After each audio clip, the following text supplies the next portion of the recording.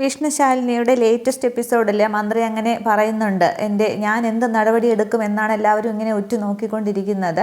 ഇങ്ങനെ ഒരു ആരോപണം ഉന്നയിക്കുന്ന ഒരാളുടെ ഭാര്യ ഈ കളക്ടർ കസേരയിൽ ഇരിക്കുമ്പോൾ ഒരുപാട് പേരെടുത്ത് ഞാൻ മറുപടി പറയേണ്ടി വരും. അതുകൊണ്ട് ശാലിനി മറ്റൊന്നും തോന്നരുത്, എന്നോടും തോന്നരുത്. ശാലിനി കുറച്ച് നാളത്തേക്കൊന്ന് മാറി നിൽക്കണം. സസ്പെൻഷനോ വേറെ ഒന്നുമല്ല, ഒരു നിർബന്ധിത ലീവ്, അത്രേ എനിക്കിപ്പോൾ പറയാനായിട്ട് സാധിക്കുകയുള്ളൂ. ഈ പ്രശ്നങ്ങളൊക്കെ ഒന്ന് അടങ്ങിയതിന് ശേഷം നമുക്ക് ലീവ് കഴിഞ്ഞ് തിരിച്ചു വരാം, അല്ലാതെ വേറൊന്നും പറ്റില്ല. ഈ ഒരുപാട് പഴിചാരുകൾ കേട്ടിട്ടുള്ളതാണ് നമ്മുടെ ഈ റവന്യൂ ഡിപ്പാർട്ട്മെൻറ്റ് എന്നുള്ളത്. എന്നെ ഈ കസേരയിലേക്ക് ഇരുത്തുമ്പോൾ ഞാൻ ആദ്യമേ പറഞ്ഞിരുന്നു, എനിക്ക് നല്ല കുറച്ച് ഉദ്യോഗസ്ഥരെ കൂടി തരണം എന്നുള്ളത്.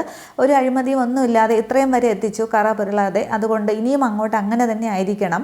പ്രതിപക്ഷത്തിൻ്റെ കയ്യിൽ നമ്മളെ തല്ലാനുള്ള വടി നമ്മൾ തന്നെ എന്തിനാണ് കൊടുക്കുന്നത്? അതുകൊണ്ട് ശാലിനി മറ്റൊന്നും തോന്നരുത്, ഇതിൽ വേറൊന്നും കണക്കാക്കണ്ട. ഒരു ലീവ് എടുത്ത് പോവുക, എന്താ ഓക്കെ അല്ലേ എന്നിങ്ങനെ ചോദിക്കുമ്പോൾ ശാലിനി ആദ്യമൊക്കെ വിഷമിക്കുന്നുണ്ടെങ്കിലും ശാലിനി അവസാനം പറയുന്നുണ്ട് ഓക്കെ സാർ എന്നിങ്ങനെ മന്ത്രിയോട് പറയുകയാണ്.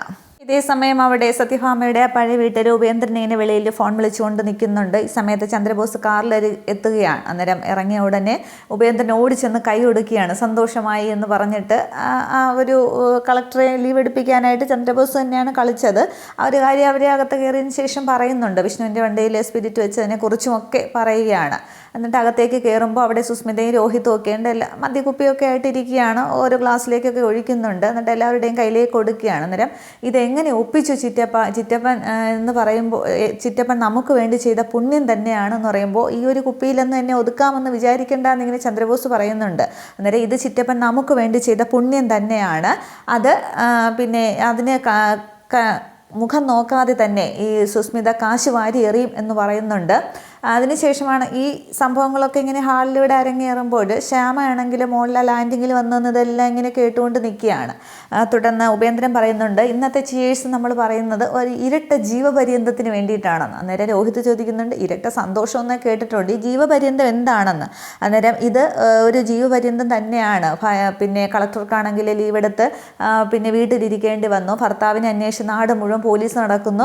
ഒരു സഹായത്തിന് ആരോടെങ്കിലും ചോദിക്കാൻ പറ്റുമോ, ഫോൺ വിളിക്കാൻ പറ്റുമോ, മനസ്സമാധാനമായിട്ട് ഭക്ഷണം കഴിക്കാനായിട്ട് പറ്റുമോ, വെളിയിലേക്ക് ഇറങ്ങി നടക്കാൻ പറ്റുമോ, എല്ലാവരുടെയും ചോദ്യങ്ങളല്ലേ. അപ്പോൾ ഇത് ഇവരുടെ ഇരട്ട ജീവപര്യന്തം തന്നെയാണെന്ന് പറഞ്ഞ് ചിയേഴ്സൊക്കെ പറഞ്ഞ് അവരെല്ലാവരും കുടിക്കുന്നുണ്ട്. ഇതേ സമയം സുസ്മിത അതിനു മുന്നേ ചോദിക്കുന്നുണ്ട്, ശാലിനി എങ്ങനെ താഴെ ഇറക്കി, അവൾ സ്വയമായിട്ട് കസേര എങ്ങനെ തെറിപ്പിച്ചു എന്നുള്ളത് ചോദിക്കുകയാണ്. സ്വന്തമായിട്ട് ലീവ് എടുത്ത് പോയതാണോ? അന്നേരം അവളോ സ്വന്തമായിട്ട് ലീവ് എടുക്കാനോ? മന്ത്രിയെ കൊണ്ട് പറയിപ്പിക്കുകയാണ് ചെയ്തത്. അന്നേരം മന്ത്രിക്ക് എല്ലാവരിൽ നിന്നുള്ള പ്രഷർ ചെലുത്തി, മാധ്യമത്തിൽ നിന്നും മീഡിയയിൽ നിന്നും ജനങ്ങളിൽ നിന്നും എല്ലാവരും ഒക്കെ മന്ത്രിയുടെ സത്യസന്ധതയെ ചോദ്യം ചെയ്യുന്ന രീതിയിൽ തന്നെ ചോദ്യങ്ങൾ ഉണ്ടായപ്പോൾ മന്ത്രിക്ക് തൻ്റെ വാത്സല്യ ശിഷ്യയോട് പറയേണ്ടി വന്നു, ലീവ് എടുത്ത് വീട്ടിൽ പോകണം മോളെ എന്ന്. അങ്ങനെയാണ് ഇറങ്ങിയത് എന്ന് പറയുന്നുണ്ട്. തുടർന്നാണെങ്കിൽ ഇനി നമ്മുടെ അടുത്ത പ്ലാൻ എന്താണ് എന്നിങ്ങനെ ചോദിക്കുമ്പോൾ അതിനു മുന്നേ ചന്ദ്രബോസ് പറയുന്നുണ്ട്, വിഷ്ണുവിൻ്റെ വണ്ടിയിൽ സ്പിരിറ്റ് വെച്ചതിനും ഇപ്പോൾ താഴെ ഇറക്കിയതിനും പല ഭാഗത്തു നിന്ന് മന്ത്രിക്ക് പ്രഷർ ഉണ്ടാക്കിയതിനും കാശ് ഒരുപാട് ചിലവായി എന്ന് അവിടെ പറയുകയാണ്. അന്നേരം അവിടെ വിഷ്ണുവിൻ്റെ വണ്ടി സ്പിരിറ്റ് വെച്ചത് ഇവർ തന്നെയാണെന്ന് നന്നായിട്ട് വ്യക്തമാവുന്നുണ്ട്. ശ്യാമ ഇതൊക്കെ ഇങ്ങനെ കേട്ടുകൊണ്ട് നിൽക്കുകയാണ്.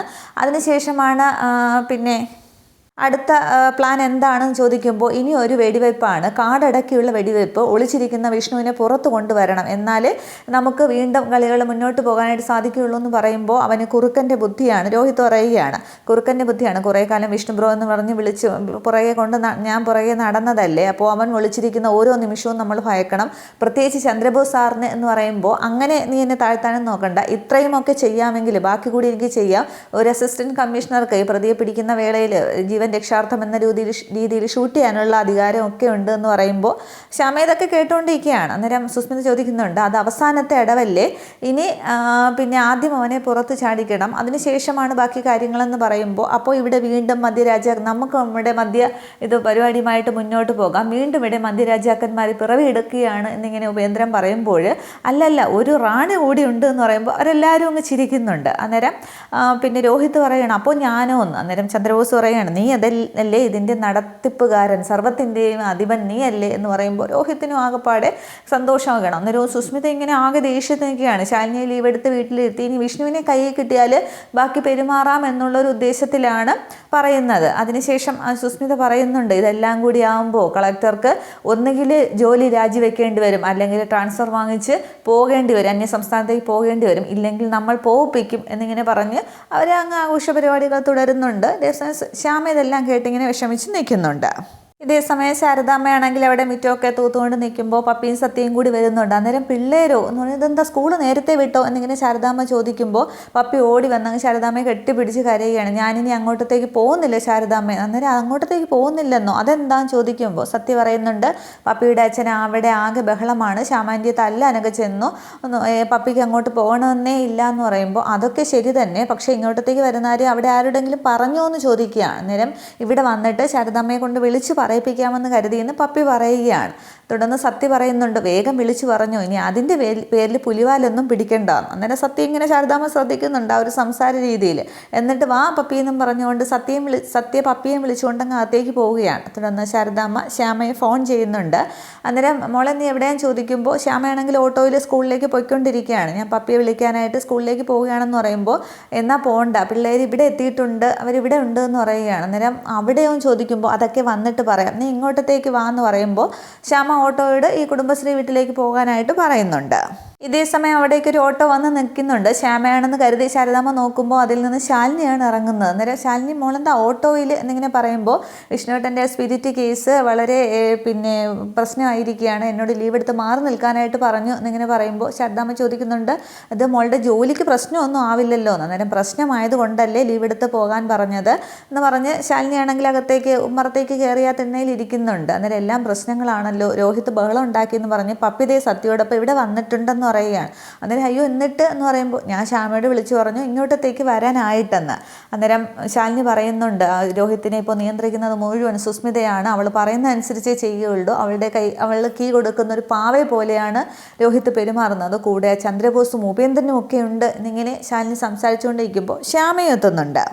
തുടർന്ന് ശ്യാമ പറയുന്നുണ്ട് എന്ത് പണിയാണ് അമ്മേ പപ്പി കാണിച്ചത്, ആരോടും ഒരു വാക്കുപോലും പറയാതെയല്ലേ അവൾ ഇങ്ങോട്ടത്തേക്ക് വന്നതെന്ന്. അന്നേരം അവൾക്ക് അവിടെ നിൽക്കാൻ പേടിയാണെന്നാണ് പറയുന്നതെന്ന് ശാലിനി പറയുന്നുണ്ട്. അന്നേരം പേടിച്ചിട്ട് എന്താ, അവിടെ നിന്നല്ലേ മതിയാകൂ എന്നിങ്ങനെ, കാര്യങ്ങളെല്ലാം പഠിച്ചല്ലേ മതിയാകൂ എന്നിങ്ങനെ പറയുന്നുണ്ട്. അന്നേരം അവിടെയാണെങ്കിൽ ഈ രോഹിത്ത് ഇനി അതിൻ്റെ പേരിലായിരിക്കും ബഹളം ഉണ്ടാക്കുക, പിന്നെ കുഞ്ഞേച്ചിക്കെതിരെ അവിടെ അവരെന്തൊക്കെയോ പ്ലാൻ ചെയ്യുന്നുണ്ട്, കൂടെ സുസ്മിതയും ഉപേന്ദ്രനും ഒക്കെ ഉണ്ട്, ജോലി സംബന്ധമായ എന്തോ ഒന്നുകിൽ ട്രാൻസ്ഫർ അല്ലെങ്കിൽ വേറെന്തോ എന്നിങ്ങനെ പറയുമ്പോൾ ശാരദാമ്മ ഇങ്ങനെ അത് നടന്നല്ലോ. അന്നേരം ശാലിനി പറയുന്നുണ്ട് അതിലവർ വിജയിക്കുകയും ചെയ്തു, ഞാനിപ്പോൾ നിർബന്ധിത ലീവിലാണ്, ഭർത്താവിൻ്റെ സ്പിരിറ്റ് കേസിൽ ബന്ധപ്പെട്ട് എന്നെ സംശയമുണ്ടെന്ന്, അതുകൊണ്ട് മുഖം രക്ഷിക്കാനായിട്ട് ഞാൻ മാറി നിൽക്കാൻ പറഞ്ഞു എന്നിങ്ങനെ പറയുമ്പോൾ ശ്യാമ ഒന്നന്തം വിടുന്നുണ്ട്. അതിനുശേഷം പറയുന്നുണ്ട് ഇനി പപ്പി അങ്ങോട്ടത്തേക്ക് കൊണ്ടുപോകണം, പപ്പി എവിടെ വിളിക്കുക എന്നിങ്ങനെ പറയുകയാണ്. തുടർന്ന് ശ്യാമ അകത്തേക്ക് കയറിയിട്ട് പപ്പി ഇന്ന് വാ നമുക്ക് വീട്ടിൽ പോകാമെന്ന് വിളിക്കുകയാണ്. അന്നേരം പിന്നെ നിൻ്റെ തീരുമാനം എന്താണെന്ന് ശാരദാമ്മ ചോദിക്കുമ്പോൾ കൊണ്ടുപോയേ പറ്റൂ എന്ന് പറഞ്ഞിട്ടാണ് ശ്യാമ അകത്തേക്ക് കയറുന്നത്. അന്നേരം ശാലിനിക്ക് അങ്ങ് ആകെ വിഷമം വരികയാണ്. അന്നേരം പപ്പിയും സത്യയും കൂടി വെളിയിലേക്ക് ഇറങ്ങി വരുന്നുണ്ട്.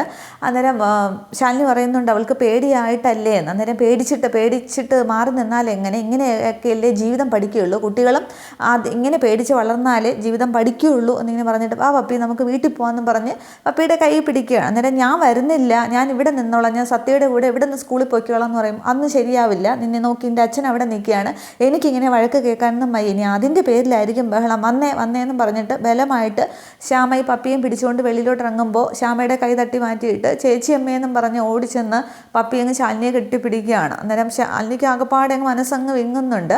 അന്നേരം എന്നെ വിടല്ലേ ചേച്ചിയമ്മയെ, ഞാൻ ഇവിടെ നിന്നോളാം, ചേച്ചിയമ്മയുടെ കൂടെ നിന്നോളാം എന്നിങ്ങനെ പറയുമ്പോൾ ശാലിനി ഇങ്ങനെ ശ്യാമയെന്ന് വിളിക്കുമ്പോൾ കുഞ്ഞേച്ചി തടയരുത്, എനിക്ക് കൊണ്ടുപോയേ പറ്റൂ, ഒന്നും പറയണ്ട എന്ന് പറഞ്ഞിട്ട് വീണ്ടും പപ്പി ബലമായിട്ട് പിടിച്ച് ഓട്ടോയിൽ കയറ്റി കൊണ്ടുപോവുകയാണ്. അന്നേരം ചേച്ചിയമ്മയെന്നൊക്കെ കുട്ടി വിളിക്കുമ്പോൾ ശാലിനിക്ക് അങ്ങ് മനസ്സ് ആകെപ്പാടെ വിഷമിക്കുകയാണ്, ശാലിനിയുടെ കുട്ടിയാണല്ലോ.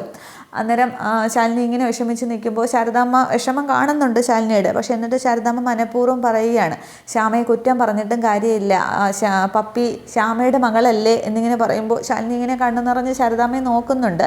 പക്ഷെ ശാരദാമ്മ അങ്ങ് മുഖം മാറ്റി കളയുകയാണ്. അന്നേരം സങ്കടപ്പെട്ട് ശാലിനി അങ്ങ് അകത്തേക്ക് പോകുമ്പോൾ പിന്നെ പാവം പപ്പി അല്ലേ ശാരദാമ്മയെന്നും പറഞ്ഞിട്ട് സത്യമാണെങ്കിൽ ശാരദാമ്മയെയും പിടിച്ചുകൊണ്ട് അവിടെ നിൽക്കുന്നുണ്ട്.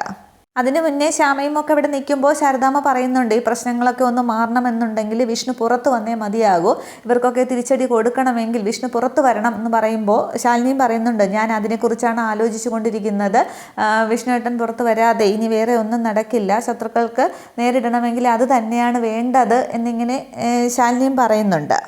ഇതേ സമയം അവിടെ സത്യഭാമയുടെ ആ വാടക വീട്ടിൽ രാഘവൻ നായർക്ക് സത്യഭാമ ഭക്ഷണമൊക്കെ കൊടുക്കുന്നുണ്ട്. അന്നേരം എന്താ ഇഷ്ടപ്പെട്ടില്ലേ, കുറച്ചുകൂടി ഒഴിക്കട്ടെ എന്ന് ചോദിക്കുമ്പോൾ വേണ്ടാന്ന് പറഞ്ഞിട്ട് ഇഷ്ടമില്ലാത്ത രീതിയിലാണ് രാഘവൻ നായർ സംസാരിക്കുന്നതും ഭക്ഷണം കഴിക്കുന്നതുമൊക്കെ. അന്നേരം എന്താ ഒരു ഇഷ്ടമില്ലാത്ത രീതിയിൽ എന്തെങ്കിലും കുറവുണ്ടോ എന്ന് ചോദിക്കുമ്പോൾ എന്തോ ഒരു കുറവുണ്ട് എന്ന് പറഞ്ഞിട്ട് രാഘവൻ നായർ കഴിക്കുകയും ചെയ്യുന്നുണ്ട്. അന്നേരം ഭാമ പറയുകയാണ്, പിന്നെ പണ്ട് ഞാൻ എന്ത് വെച്ച് തന്നാലും കഴിക്കുമായിരുന്നു, ഇപ്പോൾ ഒരു ഇഷ്ടമില്ലാത്ത രീതി എന്നിങ്ങനെ പറയുമ്പോൾ ശാന്ത എങ്ങോട്ടെന്ന് വരികയാണ്. അന്നേരം കേട്ടോ ശാന്തേ, പണ്ട് കല്യാണം കഴിഞ്ഞ ഇടയ്ക്ക് എന്ത് വെച്ച് കൊടുത്താലും അത് ഒരു കുറവും പറയാതെ ഞാൻ കഴിക്കും, ഉപ്പില്ലെങ്കിലും ഒന്നും പറയില്ല, അവസാനം ഞാൻ കഴിക്കാൻ എടുക്കുമ്പോഴാണ് ഉപ്പില്ലാന്ന് ഞാൻ തന്നെ അറിയുന്നത് എന്നൊക്കെ സംസാരിച്ചുകൊണ്ടിരിക്കുമ്പോൾ ശാന്ത അത് കേട്ടുകൊണ്ട് നിൽക്കുന്നേ ഉള്ളൂ. ഈ സമയത്താണ് നൂറ് വരുന്നത്. അന്നേരം രാഘവൻ നായർ പറയുന്നുണ്ട്, ഒരു മനുഷ്യന് അത്യാവശ്യം വേണ്ടത് താമസവും ഭക്ഷണവും തന്നെയാണ്. ഈ ഭക്ഷണത്തിൻ്റെ കാര്യത്തിലാണ് പല വീട്ടുകളിലും വഴക്കും ബഹളവും ഒക്കെ ഉണ്ടാകുന്നത്, അപ്പോഴാണ് ജീവിതം കൈവിട്ട് പോകുന്നത് എന്ന് പറയുമ്പോൾ നൂറ് ചോദിക്കുന്നുണ്ടല്ല എന്ത് കൈവിട്ട് പോകുന്ന കാര്യമാണെന്ന് പറയുമ്പോൾ അല്ല, ഞാൻ ഈ കൈപുണ്യത്തിൻ്റെ കാര്യമാണ് പറഞ്ഞതെന്ന്, ഭക്ഷണം ഉണ്ടാക്കുന്നതിനെ കുറിച്ച്. അന്നേരം അത് തന്നെയാണ് ഞാനും പറയാൻ വന്നതെന്ന് പറഞ്ഞിട്ട് നൂറ് പറയുകയാണ്, ഒരു ഫംഗ്ഷന് ഭക്ഷണം കൊടുക്കാനായിട്ട് സാധിക്കുമോ, 100-300 പേരുണ്ടാകും, നമ്മളെല്ലാവരും കൂടി ശ്രമിച്ചാലും നടക്കും എന്നിങ്ങനെ പറയുമ്പോൾ രാഘവൻ നായർ പറയുകയാണ്, അതൊക്കെ ഇവരെ കൊണ്ട് പറ്റുമോ, പിന്നെ ആ ശാരദ കൈപുണ്യം വേണം, ഞാൻ നേരത്തെ പറഞ്ഞില്ലേ, പിന്നെ വായ്ക്ക് രുചിയായിട്ട് കൊടുക്കണം, ആ ശാരദയെ കൊണ്ടായിരുന്നെങ്കിൽ ഇതൊക്കെ പറ്റിയാണ് എന്നിങ്ങനെ പറയുമ്പോൾ സത്യഭാമയ്ക്ക് അങ്ങോട്ട് ദേഷ്യം വരികയാണ്. അന്നേരം നോക്കും, പിന്നെ ശാന്ത പറയുന്നുണ്ട്, കൊടുക്കാമെന്ന് പറ സത്യാമ്മേ, ഞാനും കൂടി ഉണ്ടല്ലോ, നമ്മളെല്ലാവരും കൂടി ഒത്തുപിടിച്ചാലും നടക്കും എന്നിങ്ങനെ പറയുമ്പോൾ ഞാനും എൻ്റെ ഫ്രണ്ട്സും ഒക്കെ ഉണ്ടാകുമെന്ന് നൂറ് പറയുന്നുണ്ട്. ഈ മാസം ലാസ്റ്റാണ് ഫംഗ്ഷൻ എന്ന് പറയുകയാണ്. അന്നേരം സത്യഭാമയ്ക്ക് അങ്ങോട്ട് ആകപ്പാടൊരു വിശ്വാസം വരുന്നില്ല. പൊന്നി അന്നേരം അവിടത്തേക്ക് വരുന്നുണ്ട്. തുടർന്ന് ബാക്കി രുചിയോടെ വേണം കൊടുക്കാൻ എന്നിങ്ങനെ പറഞ്ഞിട്ട് രാഘവൻ നായർ കൈ കഴുകാൻ പോയിട്ട് തിരിച്ചു വരുന്നുണ്ട്. അന്നേരം സത്യഭാമ പറയുകയാണ്, അല്ല എങ്ങനെയാ ശാന്തേ, ഞാൻ ഇതുപോലെയുള്ളതൊന്നും ഇതുവരെ ചെയ്തിട്ടില്ല എന്ന് പറയുകയാണ്. അന്നേരം രാഘവൻ നായർ പറയുന്നുണ്ട്, ഇതുപോലെ എന്നല്ല, ഒന്നും ചെയ്തിട്ടില്ല എന്ന് പറഞ്ഞ് ചിരിച്ച് കളിയാക്കിയിട്ട് രാഘവൻ നായർ അങ്ങ് പോവുകയാണ്. അന്നേരം ഭാമയ്ക്ക് അക്കപ്പാടെ ദേഷ്യമൊക്കെ വരുന്നുണ്ട്. അന്നേരം ഇതൊരു മിനി യൂണിറ്റ് പോലെ, ഒരു കാറ്ററിംഗ് സർവീസ് പോലെ നമുക്ക് കൊണ്ടുപോകാമെന്നൊക്കെ പറഞ്ഞാണ് നൂറ് സംഭവങ്ങളൊക്കെ പറയുന്നത്. അന്നേരം രാഘവൻ നായരുടെ മുന്നിൽ വെച്ച് തന്നെ ശാന്ത ആ ഒരു വാശിയോടെ പറയുകയാണ്, ശാരദാമ്മ കൊടുക്കുന്നതിനേക്കാൾ വായ്ക്ക് രുചിയായിട്ട് നമുക്ക് കൊടുക്കാൻ ഞാനുണ്ടല്ലോ എന്ന്. പിന്നെ അതിനുശേഷം സത്യഭാമയോടും പറയുന്നുണ്ട്, നമുക്ക് ഇതുപോലെ കൊടുത്തൊക്കെ തുടങ്ങാം, പിന്നെ ചെറിയ ചെറിയ കല്യാണമൊക്കെ പിടിക്കാം എന്നിങ്ങനെ പറയുമ്പോൾ എല്ലാം ശാന്ത എനിക്കിതൊന്നും വശമില്ല, ശാന്തയുടെ ഇതുകൊണ്ടാണ് പറയുന്നത് എന്നൊക്കെ പറയുമ്പോൾ രാഘവൻ നായർ നേരത്തെ കളിയാക്കിയിട്ട് പോയിരുന്നു, എല്ലാം ശാന്ത തന്നെ നോക്കേണ്ടി വരുമെന്ന്. അന്നേരം അതൊക്കെ നമുക്ക് ശരിയാകും, ഇത് മുന്നോട്ട് കൊണ്ടുപോകേണ്ടത് എൻ്റെയും കൂടി ആവശ്യമല്ലേ എന്ന്.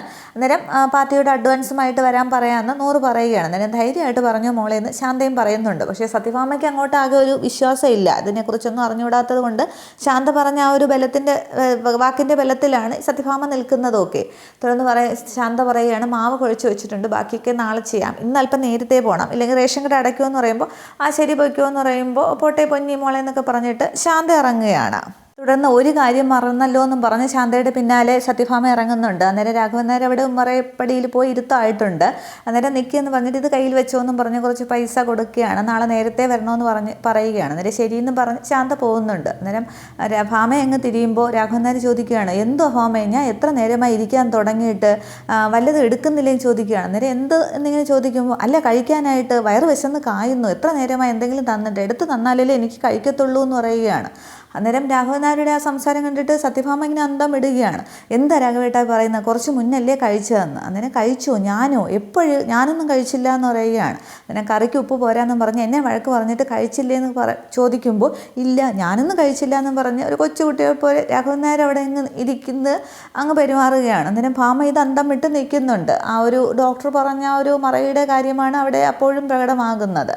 ഇത്രയും ആകുമ്പോൾ എപ്പിസോഡ് അവസാനിക്കുകയാണ്. അപ്പോൾ ഇനിയാണ് അടുത്ത എപ്പിസോഡിലാണ് ഈ തങ്കച്ചിനെ കാണാനായിട്ട് സുബൈർക്കായും വിഷ്ണുവും കൂടി പോകുന്നതും തുടർന്ന് ആ സത്യങ്ങളൊക്കെ പുറത്തു വരുന്ന എപ്പിസോഡുകൾക്ക് അടുത്തടുത്ത എപ്പിസോഡുകൾ അതൊക്കെ കാണാം. Okay, thank